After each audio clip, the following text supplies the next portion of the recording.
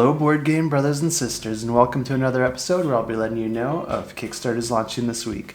We are still in December and this is a slower month for Kickstarters, but there's still some great ones to look forward to, so let's check them out. In the first campaign we have might launch on the 8th, and that's ISS Vanguard, and this plays 1 to 4 players and takes about 90 to 120 minutes to play. And the reason I say that this might release on the 8th is because I don't have an official date here. I've reached out to them a few times to try and confirm a date, and I'm kind of surprised they haven't got back to me, but apparently this date was provided in the package sent to YouTube previewers and then got accidentally caught on camera and shared on the ISS Vanguard group. So make sure to run over to Quackalope and thank Jesse for his high quality videos because you can see a lot in 4K.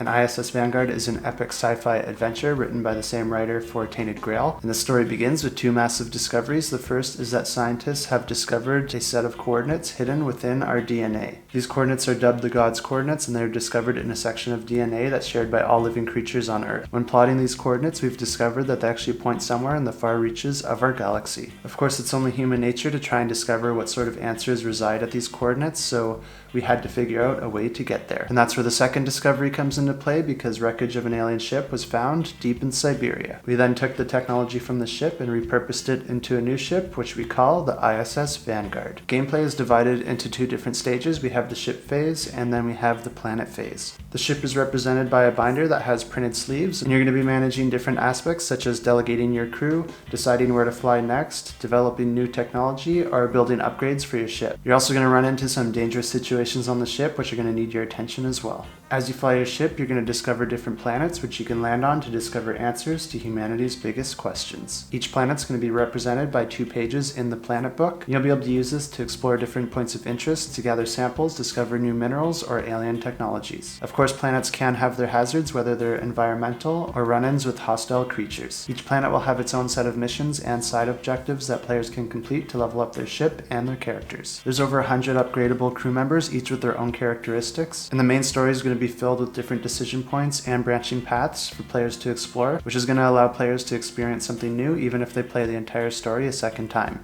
And players are going to be able to decide how many they want to complete within a campaign, but discoveries from these different worlds are going to be required to move the story forward. And this one's going to be my pick of the week, and I'm picking this one for a few reasons. The first reason is that this is the first game that's going to be released on the GameFound platform, which is a crowdsourcing platform made by Awaken Realms. And I know that doesn't mean that this is going to be a great game, but that's not the only reason I make these picks. I also try to pick things that I think are interesting and worth looking into, and I think a brand new crowdsourcing platform designed for board games is something that you're going to want to see. So you're not going to find this one on Kickstarter, but I'll leave a link in the description below so you can check it out on the GameFound platform. Secondly, this game has a lot put into it. This has been one of the most anticipated games over the past year, and I think Awaken Realms knows that, and they've put a lot of attention to detail into every aspect of this game. The artwork and every component in this game looks incredible, and the game comes with almost 100 customized dice, and this is from Awaken Realms, so you know there's going to be some really nice miniatures as well. I haven't been able to find a rulebook anywhere, but based on what I have seen, I think this is going to offer a very unique experience. And if you take a look at the campaign page, I think you'll know what I mean when you see all the different dice, the different characters, the planet book, the binder, and everything else I haven't mentioned. There is a ton of content here, and I don't expect it to be cheap, so make sure you register on GameFound because that'll actually get you a $5 credit towards the game. And the next campaign we have also launches on the 8th, and it's called House of Pounce, and this plays 2 players and takes about 20 to 30 minutes to play. And this is a family-friendly set collecting game all about cats competing to be the cutest, most athletic, toughest, or silliest cats in the house. Players choose their cat characters, and then on their turns they're going to be placing cards from their hand into the Pounce pile. This pile is going to grow until one player decides to play a Pounce card, and then they'll be gathering those cards, sorting them into the different categories, and then turning in sets in order to score points. You can only pounce 4 times in the entire game, so you're going to want to be strategic when you do this, and also with which cards you put into the Pounce pile. And the next campaign we have is MY Kritters, and this plays 2 to 6 players and takes about 20 to 40 minutes to play it. And in this game you're going to be collecting different critters, brushes, mixing bowls, and colors, and then coloring those critters to score points. This game is a classic deck building game, but it's designed for younger players. At the start of your turn you draw 3 or more cards, and then you can use the splotches on those cards for buying. And then at the end of your turn you're going to discard all the cards you drew along with the one you just bought. At the end of the game you score points based on the number of cards you have in in a given color, but only for the colors that you can supplement with a mixing bowl or a paintbrush. You'll be finding these on some special item cards along with some other special abilities and some that even contain bonus points. I want to stop here and say that if you like this content and you want to support the channel, definitely hit that like and subscribe button because it helps with those YouTube algorithms. And if you want to help out the channel while also buying yourself something nice, definitely check out kickstartergames.com because they have a wide selection of games, and any purchases you make there, a small percentage will come back and help this channel. They also purchase games if you're looking to downsize your collection, and every month they have a board game giveaway, and all you have to do to get entered into that is subscribe to their board game newsletter. Because they buy games, they also occasionally offer Kickstarter versions of the games, so definitely check out periodically because you might be able to find a deluxe version of that game that you've been looking for. And the next campaign we have launches on the 9th, and it's called Vindication Chronicles, and this plays 2 to 5 players and takes about 45 to 150 minutes to play. And this is an expansion to the highly acclaimed game Vindication, which actually has a 7.9 on BoardGameGeek, which is an amazing rating to see with over 4,000 ratings submitted. If you haven't played Vindication, it's a game where players are all wretched characters which have been thrown off a boat due to their questionable life decisions. Players are going to explore a modular board, and this game mixes a bit of area control with cube manipulation, where you're going to be gathering different cubes and in some cases mixing them together to upgrade your character, perform different deeds, or complete certain missions to score points. This expansion digs deeper into the narrative aspect of the game. It touches on how the things you're doing are going to redeem you from the past, and it also adds some narrative decisions to gaining the different card types. Over the course of the game, this is going to build a timeline that can affect you in various ways. This is a game I own, and I really like the unique experience it offers, and for that reason it stayed in my collection. If you missed out on it in the past, this campaign is also going to offer all the sold out items, so this will be another chance for you to get your hands on it.